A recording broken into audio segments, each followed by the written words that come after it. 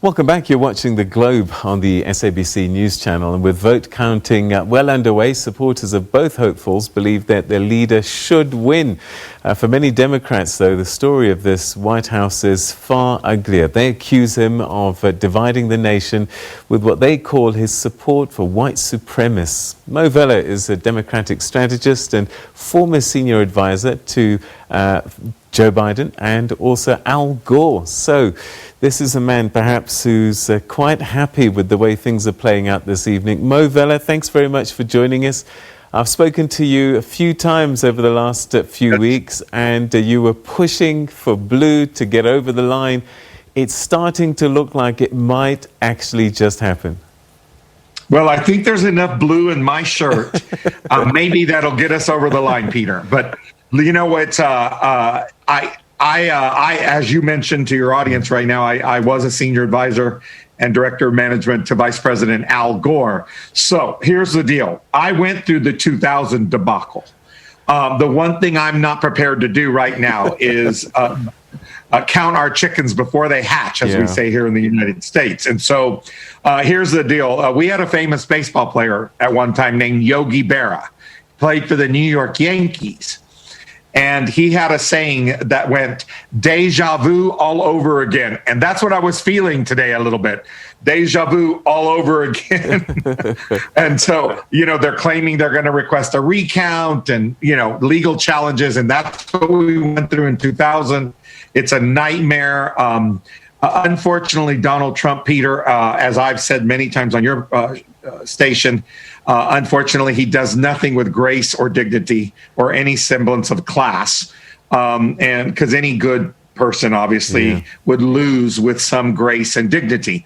He doesn't know how to do that. So, of course, he's going to throw a temper tantrum again, act like a petulant child like he always does. And here we go again, claiming fraud when there's no fraud, claiming irregularities when there aren't any, asking the courts to get involved when they don't need to be. So, you know what? It's Trump, typical Trump. All right. So the way it stands at the moment, 253 electoral college votes for Joe Biden. Arizona looks like it's probably the next one that's going to go blue, and that'll give him 11. That's right. That'll take him to 264. And then Nevada then becomes the key to the White House. That's exactly right. And the vice president has been leading in both of those states now, at least all day today, if not since last night. I think Arizona, he's been leading since yesterday. And Nevada, I'm not exactly sure when he took the lead, but he's up by 8,000 votes in Nevada. And I think 90-something thousand votes, give or take, in Arizona, and has held those leads consistently now for the last 12 to 18 hours. So those are good signs for the Biden campaign, but too soon to say that it's final. It's better if they go ahead and finish counting the votes. That's what we've been saying all day long. The vice president just said that in his press briefing. Count the votes. Unlike Donald Trump, we're not scared of counting votes. That's what a democracy is all about, Peter. And that's at the heart and soul of a democracy. So we've got to count the votes. If they, for some reason, resulted in that Trump still come out the winner legitimately, then you know what? That's the results, and that's what happens in a democracy, and we have to live with that. But, I just wish the Trump people felt the same way about the power and beauty of a democracy. So Joe Biden was able to flip Michigan and Wisconsin. How do you think he did that? Well, first of all, we always felt like Joe Biden was that Democratic candidate that could do that. And I think that's why he became the Democratic nominee. Because I think people realized that in order to take that blue wall, as we call it, right, Michigan, Wisconsin, and even Pennsylvania, in order for us to have a chance of taking those back, we had to have a candidate that resonated with the unions and working class Americans and white Americans in those states. Of course, we always knew that we would be able to resonate with Latinos and African Americans and single moms and working women, and the groups that we could see were already coming our direction and part of our coalition. But it was important that we reach working class, white, and union members again. And that's what he did. Joe Biden resonates with them. He was born and raised in Scranton and in Delaware. And I think that's what you're seeing here. Those folks have come back to the Democratic Party. And in Joe Biden, they saw somebody that could relate to and that they knew were going to fight for them. So how is he going to manage these Trump tactics, these legal challenges? We've heard his message this evening saying that, the will of the people will play out, but he's going to have to manage this. He is. And here's the deal. I mentioned earlier in our conversation, I happen to be one of those few people that can get on your broadcast and say they were there in 2000 and still here in 2020. And I'll tell you what we learned in 2000. We're ready. We got a whole stable of expert lawyers ready to go. They want to do this in the courts. Let's go. We're ready to rumble. We know how to do it. We know what we're doing on our side. And we know that the law is on our side. We know the Constitution is on our side. We know that all the states' laws in those states are on our side. And more importantly, the people are on our side, and the results of their votes are on our side, hopefully, with these last few ones left out, yet to be finalized.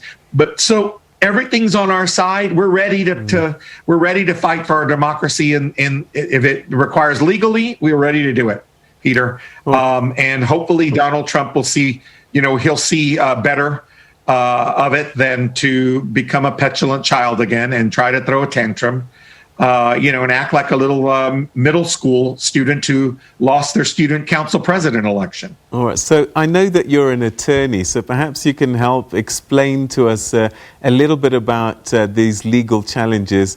In essence, what are they, and what do they need to actually bring to the table for it to hold water, as it were?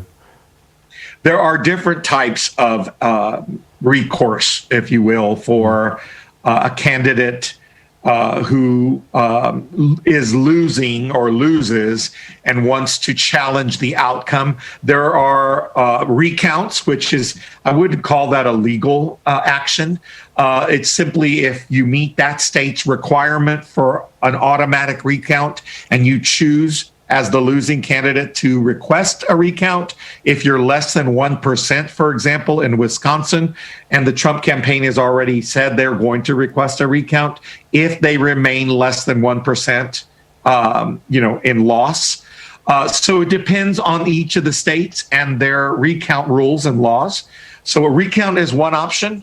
Other options are legal challenges. If you believe that there has been an irregularity, a fraud of some kind, some type of conspiratorial activity that was corrupt, anything like that, then you can actually file a lawsuit, seek an injunction in the appropriate court system, either federal or that state court. And if it's constitutional, it'll be in the federal court system. And you can file a lawsuit. You can seek an injunction, which it sounds like maybe he's threatening to do that with the Supreme Court, just have them stop counting the votes in Pennsylvania. So it's different legal maneuvers through lawsuits, through injunctions, through other mechanisms legally in the United States laws to stop a proceeding. And that's probably what he's going to resort to and try that. But again, I think the law, the Constitution, and the people and the votes are on our side. We should prevail.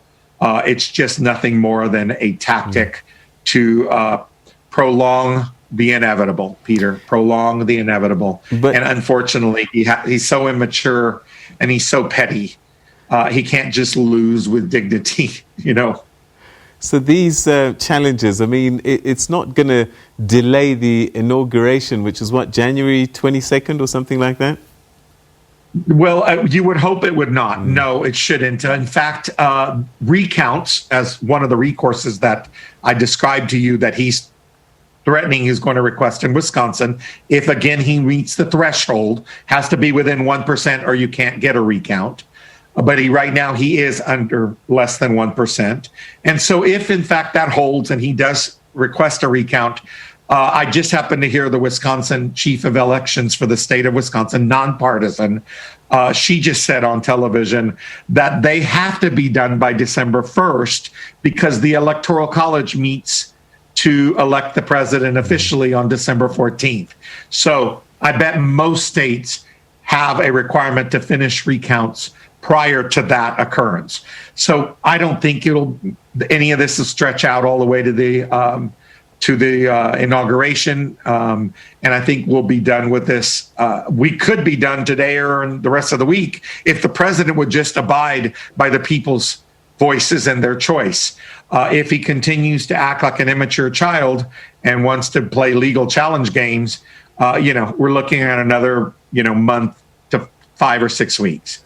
All right, so that's the presidential race, but there are other elections taking place, the Senate Yes. and Congress, I believe. Yeah. There's some seats up for grabs. How's that playing out for the Democrats?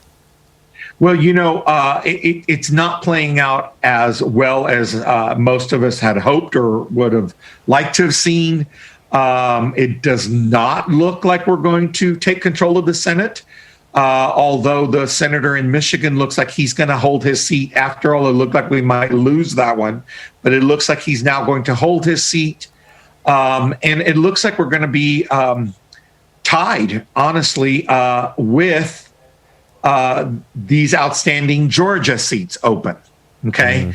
So it's going to be really tight, and we won't know that till January, really. If the Georgia runoff is not till January. So we're not going to know that one for a while. But it looks like the Senate will remain in majority. But we'll have to wait and see, Peter, on that one. There's still too many unknown dynamics involved in Georgia. All right. I know that you've got your bottle of champagne in the fridge, but you're going to wait patiently to pop it.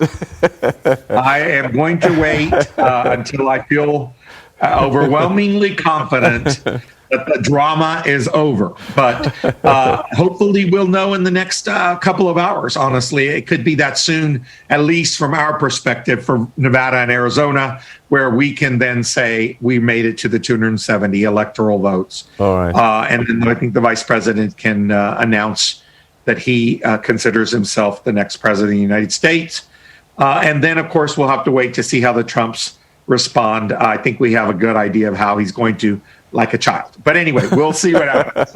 Moe Vela, always great talking to you. Thanks so much. It's always good to be with you, Peter. I wish the people of South Africa nothing but good health and continued success and prosperity. Great. Thank you so much indeed.